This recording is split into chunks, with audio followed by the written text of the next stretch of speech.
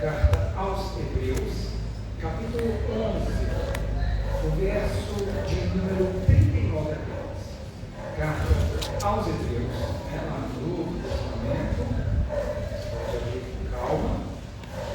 Pode ser que a gente use sim outros textos no decorrer da nossa fala, mas nesse momento eu queria que a gente pensasse um pouco aqui o que esse escritor colocou para a gente aqui. Carta aos Hebreus,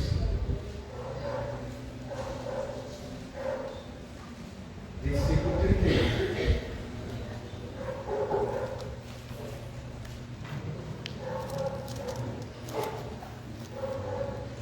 Isso. Graças. Muito bem. Então, carta aos Hebreus 11, 39 a 20. O verso em questão diz, desculpa, eu falei 11, não perdoe, 10, 39, na mesma página, próxima, desculpa. Isso, está na mesma página aí. 10, 39, peço desculpa. Bom, versículo 39 do capítulo 10, tá? Bom, nós, porém, não somos dos que retrocedem e são destruídos, mas do que creem e são salvos. Talvez a sua tradução diga, nós, porém, não somos os que retrocedem para a perdição, mas do que creem para a preservação da vida ou para a salvação. Ouve sua fonte, Pai. Em nome de Jesus, que a sua graça, Senhor, possa estar conosco. E que sim, Senhor, que a gente não retroceda, que a gente continue firmes, perseverantes, sabendo que a nossa caminhada no Senhor, ela tem uma recompensa. Amém. E amém, Jesus. Amém. Amém. Graças a Deus. Amém. Podemos aceitar? Isso, muito bem. Então, eu trouxe uma imagem, infelizmente não dá para assistir projetado. Posso assistir aqui com a máquina que está aqui? Meu auxiliar de tecnologia. Muito bem. Queridos, isso, obrigado, pastor. Então, eu queria que a gente pensasse um pouco sobre essa fala do escritor de Hebreus.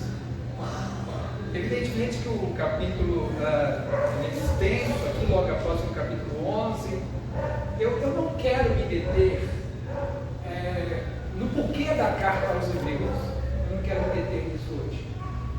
Esse versículo, claro, evidentemente que ele tem todo um contexto em torno dele, né, que tem a ver com o porquê da carta, porque a carta aos Hebreus foi escrita. Mas eu não queria me deter nisso hoje. Na verdade, a nossa fala, a nossa reflexão, que eu queria ter com os irmãos aqui hoje, é mais temático, não expositivo. Eu não queria expor aqui o livro, expor o sermão expositivo em que a gente explorasse a carta. Eu queria que a gente conversássemos um pouco aqui hoje sobre uma temática. E tendo o versículo como base da nossa reflexão, o autor diz, nós, porém, não somos, algumas traduções dizem, daqueles que se retrocedem. A NBI traz, nós, porém, não somos dos que retrocedem e são destruídos. Leia na versão NBI. Algumas traduções dizem, nós não somos daqueles, traz um pronome demonstrativo, no caso isso, um pronome demonstrativo, dando a ideia que existe aqueles que retrocedem. Mas o escritor, ele fala, ele usa a primeira pessoa do plural, nós, porém, não somos dos que retrocedem e são destruídos, mas dos que creem e são salvos. Como brasileiros que somos, certamente você já ouviu uma frase, sempre, desistir jamais.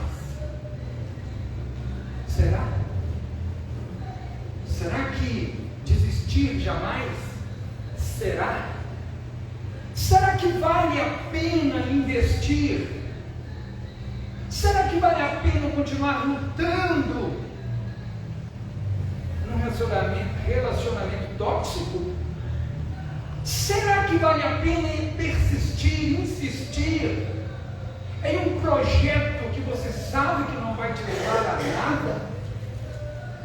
Ou melhor, em algo que você sabe que vai minar as suas energias e que vai terminar, vai culminar com o seu fracasso?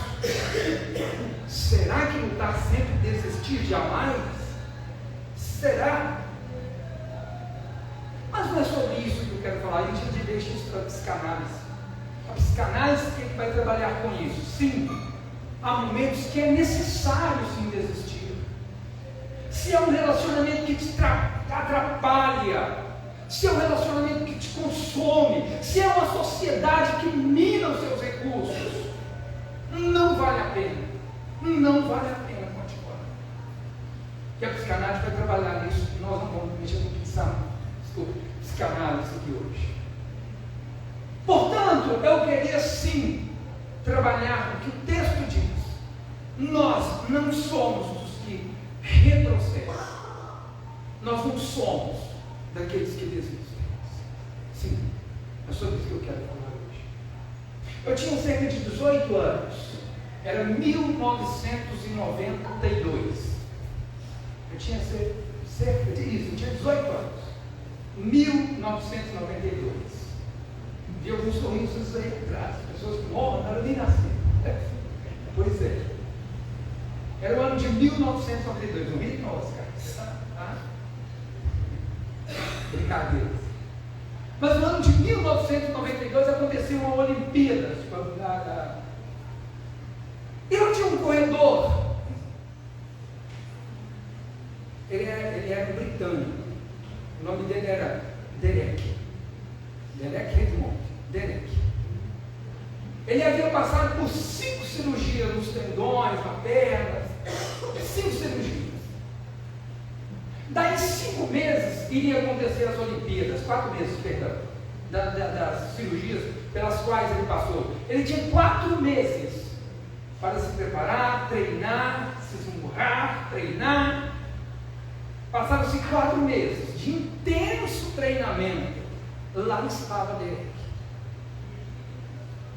para competir na Olimpíada de Barcelona em 1992. Começou a corrida. Ele era um dos candidatos favoritos. Na largada na semifinal, na largada das semifinais, ele saiu na frente e, portanto, tornou-se líder na corrida. Quando estava faltando 150 metros da linha de chegada, 150 metros da linha de chegada, Derek sofre um estiramento no tendão da perna direita. 150 metros da linha de chegada.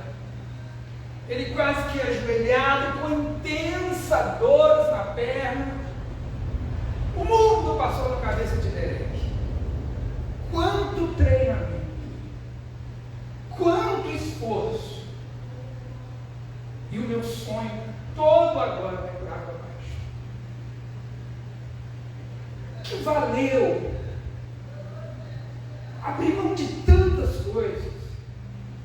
Era a primeira medalha de ouro daquele atleta. Tinha ganhado várias outras, mas a de ouro, que ele era candidato, seria a primeira. E na cabeça daquele atleta, pronto.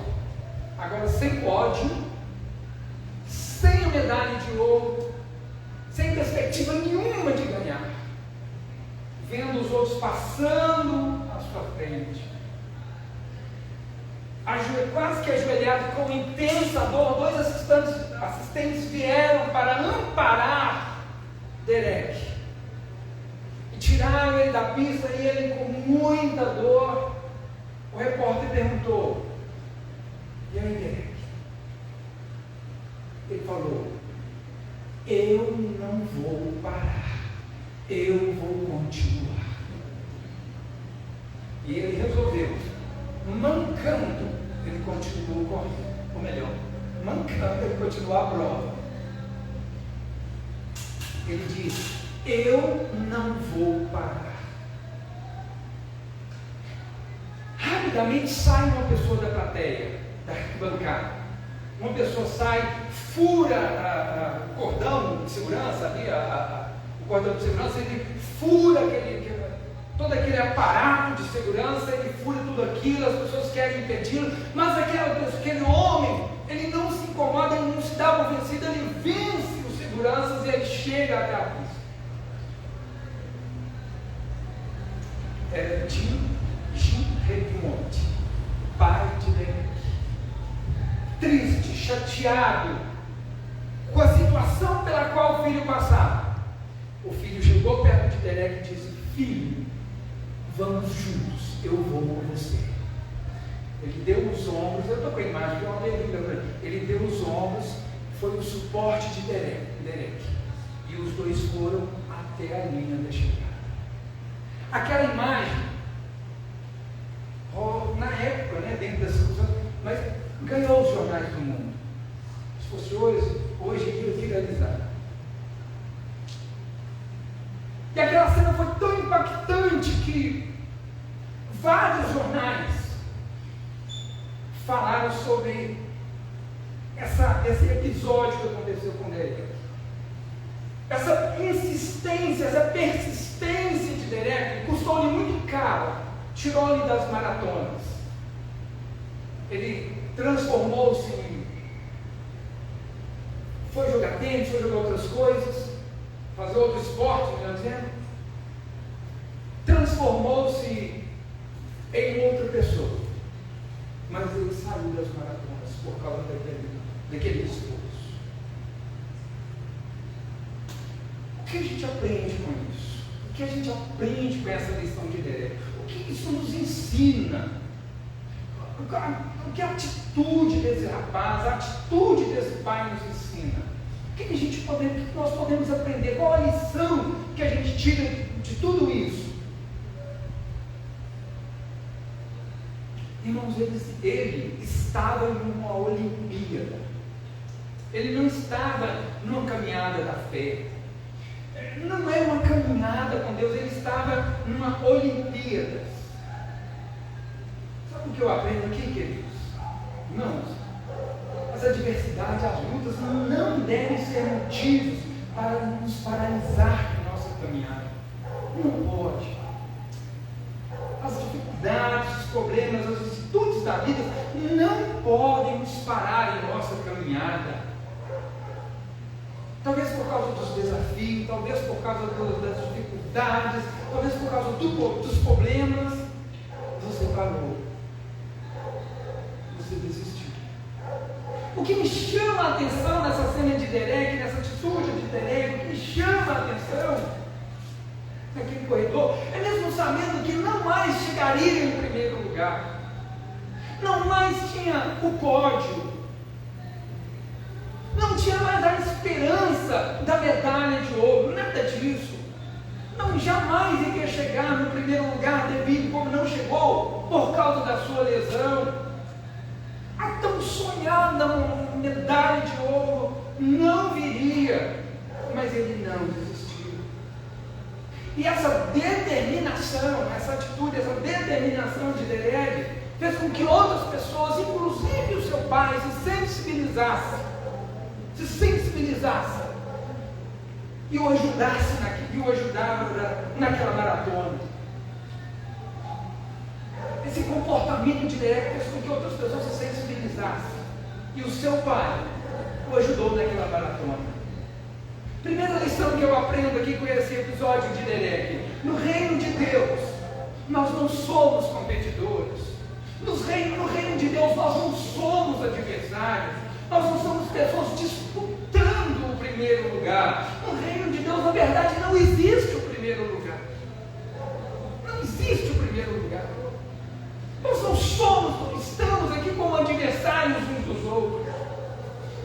estamos competindo aqui uns com os outros. No reino de Deus não existe o primeiro lugar. No reino de Deus a questão não é sermos superdotados, pessoas a ponto de chegar na frente. No reino de Deus não. A grande questão não é se nós estamos na frente, se nós vamos chegar na frente. A grande questão é: devemos ser pessoas que não param. Aleluia. Que não param. Que não param. Essa é a grande questão. Ou melhor, no reino de Deus não tem esse negócio de primeiro lugar. Não tem, não existe no reino de Deus. Além de não pararmos, Romanos capítulo 15, isso, Romanos capítulo 15, além de não pararmos, se na nossa caminhada encontrarmos corredores fadigados, caídos, com os tendões estirados, que pararam na caminhada, você tem que ser suporte, pegá-lo e ajudá-lo na caminhada, ajudá-lo na caminhada, porque no reino de Deus, Romanos capítulo 15 diz: suportai, vocês que são mais fortes, vocês que não tiveram estiramento no tendão, amparam, suportai os mais fracos, suportai o que não estão conseguindo fazer a caminhada sozinho. Amém. Além de não ter expectativa do primeiro lugar, porque nós estamos correndo juntos. Repito, nós não somos competidores uns dos outros, nós não somos adversários, estamos juntos correndo a carreira da fé, fazendo a caminhada da fé, ajudando-se mutuamente uns aos outros. Por isso, não pode. Havia uma canção, há muito tempo que não ouço, mas havia uma canção que não pode haver soldados feridos abandonados pelo caminho. É preciso amparar, ajudar, servir de suporte para aqueles que o cansaço, o estiramento do tendão espiritual, usando aqui uma metonímia, né? Melhor dizendo aqui, uma metáfora, né? Aqueles que tiveram um tendão estirado, seu tendão espiritual, aqueles que pararam por algum motivo na caminhada, quando você passar por eles, não, você não é seu adversário, ele não está competindo com você, ele é seu companheiro de viagem. Paulo, quando abandonou um companheiro de viagem, Paulo é mesmo de que dentro que eu estou falando. Paulo, quando ele cometeu um erro e abandonou um companheiro de viagem, no fim do seu ministério, ele reconhece isso. Ele fala: Barnabé, traga consigo João Marcos, porque agora ele é muito útil no meu ministério. Teve um momento na vida que Paulo separou-se de Barnabé, um levou João Marcos, outro levou Silas, deu aquela confusão toda, mas Paulo reconheceu: não, ele não é meu adversário, ele é meu companheiro de viagem. Aleluia, glória a Deus. Vezes por outras nos deparamos com um evangelho que nos promete ganhar sempre, um evangelho que sempre promete grandes vitórias. Você tem que ser vencedor, você tem que ser o melhor, e assim vai. Nós nascemos escutando, ouvindo, sendo ensinado que precisamos ser os melhores, que precisamos vencer em tudo, tem que ser o melhor filho, tem que ser o melhor aluno, tem que ser o melhor crente, tem que ser o melhor marido, tem que ser. E a gente traz isso para a vida espiritual: eu tenho que ser o melhor pregador, eu tenho que ser o melhor que canta, eu tenho que ser o melhor, eu tenho que ser... Não, aqui nós não somos competidores, nós não somos adversários. Paulo diz que nós formamos um só corpo, e todos nós ligados, cada um com as suas responsabilidades, cada um com os seus dons, melhor dizendo, fazendo com que o amor de Deus se manifesta na vida das outras pessoas, na vida das pessoas. Nós não somos adversários uns dos outros. Às vezes, por outros, nós somos impactados. Nós ouvimos o Evangelho que diz que nós temos que nos preparar para grandes vitórias. Temos que preparar para grandes vitórias. Mas eu aprendo, sim, eu aprendo que o segredo do Evangelho, talvez a riqueza do Evangelho, não é prepararmos para grandes vitórias, vitórias, mas se prepararmos para grandes desafios. Sim, para prepararmos para grandes desafios. Aí sim, isso é evangelho. A vida é um dom de Deus, a vida é um presente de Deus para nós. Certamente todos nós amamos viver, mas a vida nunca foi fácil. Nunca foi fácil. A vida não é simples. O poeta já disse, viver é perigoso. A vida nunca foi fácil. Nunca foi fácil. Às vezes nós ficamos empolgados com pequenos começos, com pequenos projetos, mas nós desprezamos a capacidade de permanecermos nos nossos projetos. Nós desprezamos a capacidade. E sabe o que eu aprendo aqui? É que a constância, ela nos torna maduros. Isso, a constância, ela nos torna cada vez mais maduros. Talvez você sonhou, talvez você planejou, você fez planos, você criou expectativas, mas as coisas não seguiram conforme você planejou. As coisas deram errado. Tudo deu errado. Você projetou, você criou expectativas. Você planejou, você criou expectativas em relação a muitas coisas. Mas parece que tudo deu errado. Sim, a vida não é fácil. A vida não é fácil. Isso não significa que Deus perdeu o controle. O fato de ter dado errado, isso não significa que Deus perdeu o controle. Deus continua governando do mesmo jeito, continua sendo o Senhor e tendo domínio sobre tudo do mesmo jeito. Aleluia. Continua sendo o Senhor do mesmo jeito. Glória a Deus. Deus tem prazer em estar conosco. Deus tem prazer em estar conosco. Deus, Ele caminha conosco. Deus almeja estar conosco, mas a condição para sim ter agora vitória não é chegar primeiro, é sim ter constância, ter permanência. Uma das características da igreja primitiva era a constância. Não bastava ter doutrina, era preciso perseverar na doutrina dos apóstolos. Não bastava partir o pão, era necessário perseverar na partilha do pão. Não era apenas um momento de oração, era preciso perseverar em oração. E todos os dias o Senhor acrescentava os termos de ser salvo naquela igreja. O segredo não é vencermos sempre. O segredo não é ganharmos sempre. O segredo é, caiu, levanta, continua na sua caminhada, seja constante. Aleluia. Seja Glória a Deus. Paulo, grande apóstolo Paulo. Aliás, todos os heróis da Bíblia. Antes de falar de Paulo, vamos falar de outros aqui. Todos os heróis da Bíblia passaram pelo processo da constância. Lembra de Abraão? Meus filhos Juliette, 75 anos, Sara de avançada idade também. Deus vem e fala: Abraão, você vai ser pai de multidões de nação.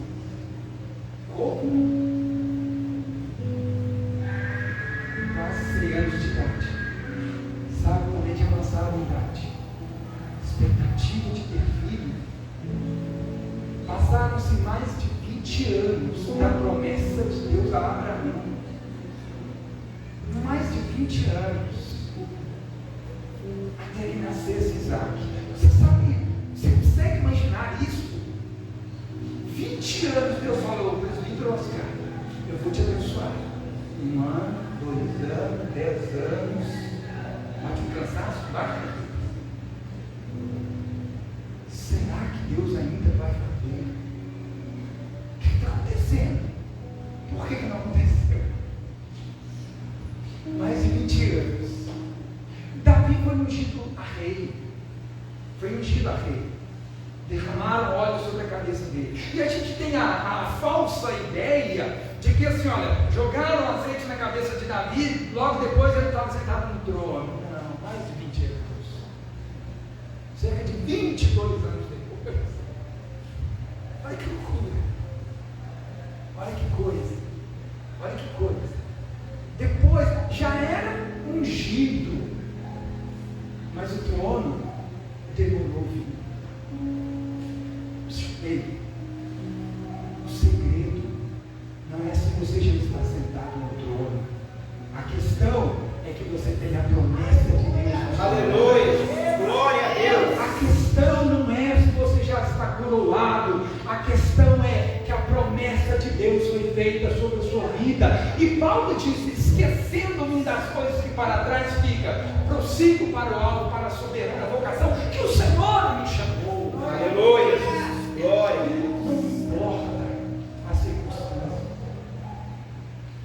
Não importa as circunstâncias. O importante é você saber quem você é. Um filho amado de Deus. Aleluia! Que tem a promessa de Deus na sua vida. E que devemos ser constantes. José, 17 anos de idade. Deus dá alguns sonhos maravilhosos para José. Olha, José, você vai sobressair o seu irmão. Você vai sobressair sobre os seus próprios pais. Ele tinha 17 anos, um jovem sonhador. 17 anos. Chegou aos 18 anos. Trazendo para a nossa cultura. Pronto, agora eu estou no meu próprio nariz. E aí, Deus? 17 anos. Deus dá uma promessa extraordinária para ele. Nesse tempo, ele é odiado pelos irmãos. Vai ter a promessa, Deus. Aí a gente, trazendo para hoje, poderia dizer: Deus, o Senhor prometeu, eu não abro mão, eu determino. Deus está lá. Não é assim, meu filho. Não é assim. Passaram-se 17 anos, 13 anos, desculpa, 13 anos. Ele tinha 17 quando recebe a promessa. 30 anos ele vai assumir como governador. Aos 30 anos ele vai assumir como governador. 13 anos se passaram. E dentro desses 13 anos, odiado pelos irmãos, perseguido, preso, caluniado, até chegar à ascensão, até chegar ao governo, ao status de governador. 13 anos se passaram. O que Deus faz conosco não é nos blindar, não é isso. Deus não vai nos blindar contra os problemas. Deus não vai nos tornar imune contra as tristezas. Ele não vai nos proteger para que a gente não sofra. Não é isso.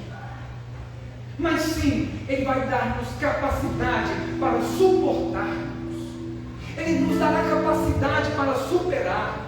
Aleluia, Jesus. Segundo aos Coríntios, capítulo 1, versículo 8 e 9. Vou ler aqui para a gente ganhar tempo. Segundo a carta aos Coríntios, capítulo 1, versículo 8 e 9. Paulo escreve: irmãos, não queremos que vocês desconheçam as tribulações que sofremos na província da Ásia. Isso é Paulo falando. Vamos ler de novo. Irmãos, não queremos que vocês desconheçam as tribulações que sofremos na província da Ásia, as quais foram muito além da nossa capacidade de suportar, a ponto de perdermos a esperança da própria vida. Isso é Paulo falando. De fato, já tínhamos sobre nós a sentença de morte, para que não confiássemos em nós mesmos, mas em Deus que ressuscita os mortos. Eu não sei qual eram essas aflições que Paulo fala aqui. Não sei que sofrimento é esse que levou Paulo a desesperar, a desistir da própria vida. Desculpa, perder a esperança acerca da própria vida, como ele escreve aqui. Não sei que sofrimento que era esse. É certo que na mesma carta, no capítulo 11, versículo 25 e 28, Paulo vai falar algumas coisas muito interessantes. Talvez, não sei se é isso que ele está referindo, que ele estava em outro local. Mas em 2 Coríntios, capítulo 11, versículo 25 e 28, repita a minha leitura. Paulo escreve, 2 Coríntios 11, 25 e 28, três vezes fui golpeado com varas, uma vez apedrejado. Isso é Paulo falando. 3 vezes fui golpeado com varas, uma vez fui apedrejado, 3 vezes sofri naufrágio. Passei uma noite e um dia exposto à fúria do mar. Estive continuamente viajando de uma parte para outra, enfrentei perigos do rio, perigos de assaltantes, perigos dos meus compatriotas, perigos dos gentios, perigos na cidade, perigo no deserto, perigo no mar, perigo dos falsos irmãos. Trabalhei arduamente, muitas vezes fiquei sem dormir, passei fome, sede, muitas vezes fiquei em jejum, suportei frio e nudez. Além disso, enfrento diariamente uma pressão interior, a saber, a minha preocupação com todas as igrejas. Isso é Paulo falando. Isso é Paulo falando. Depois de tudo isso que Paulo fala aqui, depois de tudo isso, no final da sua vida, Paulo fala, vamos lá? Combati o bom combate, acabei a carreira. Sabe o que isso significa? Sabe o que significa? As circunstâncias não me pararam. As circunstâncias não roubaram a minha fé. As circunstâncias não me fizeram desistir. Eu tive problemas, mas fui até o final. É isso que Paulo está dizendo. Tem gente que quer chegar onde você chegou, mas não quer percorrer o caminho que você percorreu. Se quer reconhecer o caminho que você enfrentou. Segundo a professora Lúcia Helena Galvão, ela diz: por mais que no primeiro momento abrir mão de um objetivo pareça ser confortável, ou não precisar mais entregar forças, a verdade é que o preço a ser pago em seguida é muito alto. A desistência, ela gera frustração, ela gera desânimo, gera culpa, principalmente a dúvida sobre se nós conseguiríamos ou não, se tivéssemos insistido. Isso é a professora Lúcia Helena Galvão falando.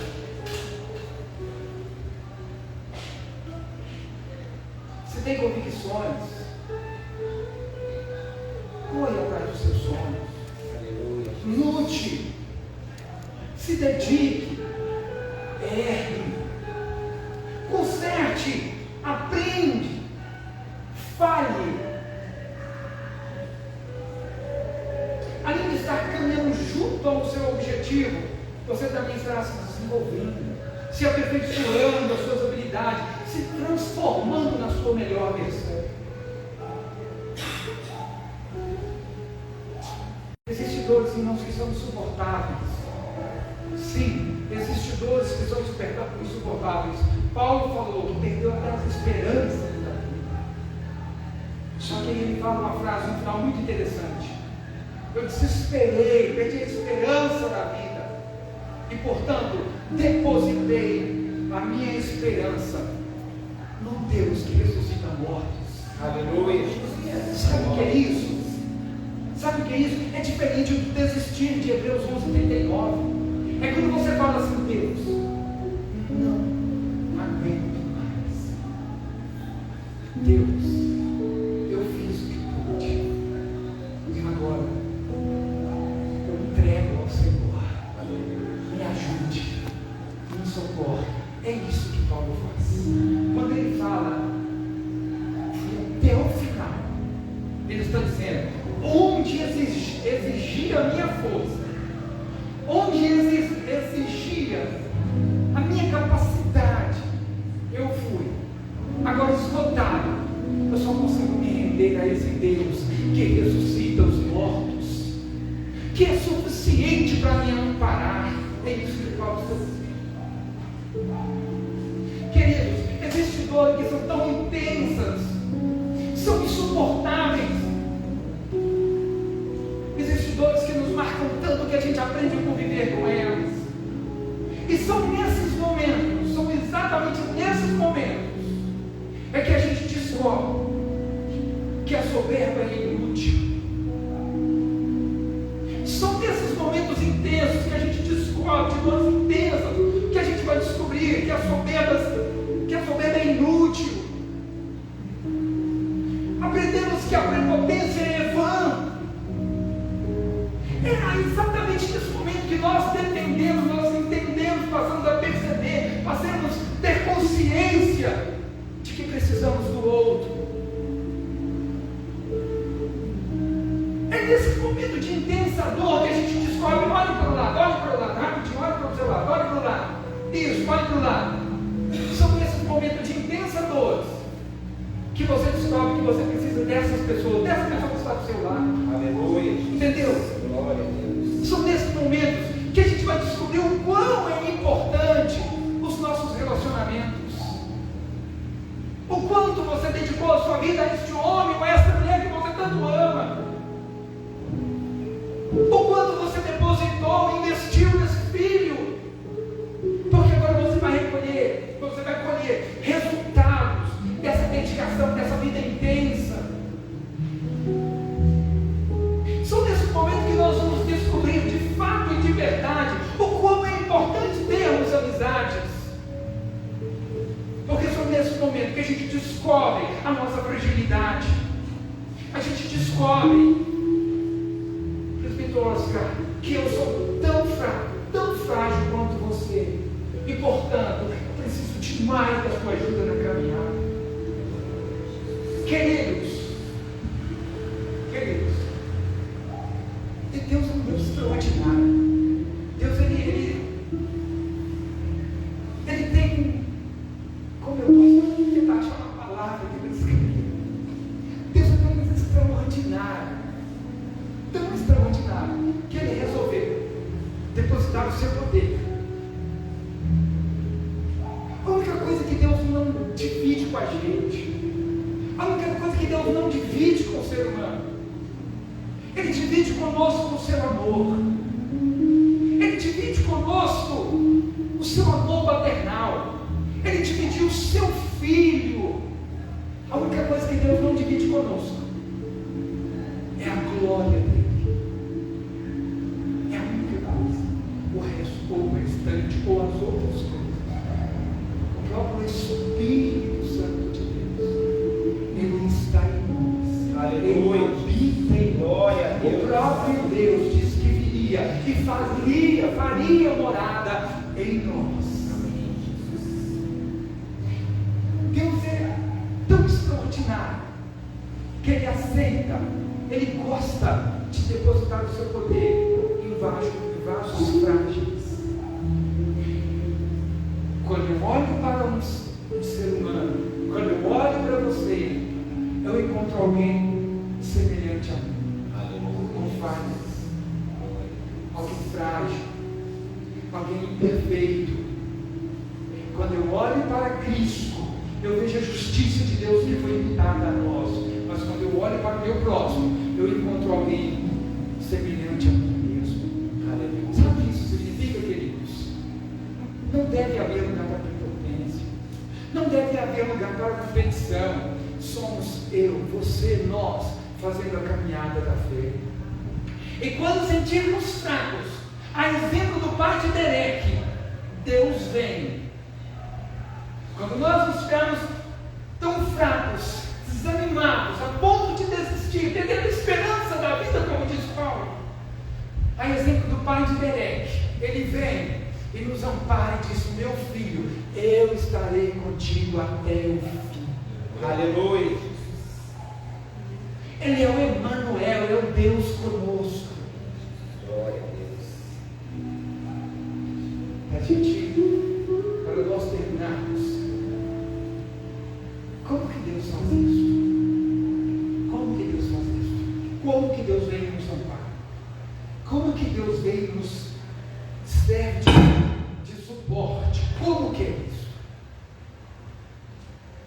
Assim como Derek, assim como o pai de Derek, na nossa caminhada, certamente nós vamos encontrar pessoas que estão desanimadas. Nós vamos encontrar pessoas que desistiram da igreja. Nós vamos encontrar pessoas que por um motivo ou outro abandonaram a fé. Não aponte o seu dedo, não acuse. Estende a sua mão, levante e diga: vamos, eu te ajudo na caminhada. Aleluia. Glória a Deus. Que Deus faça surgir mais Dereques, mais pais Tiberex, no meio desta comunidade. Que Deus nos abençoe. Que Deus nos abençoe. Faça assim, vamos fazer isso.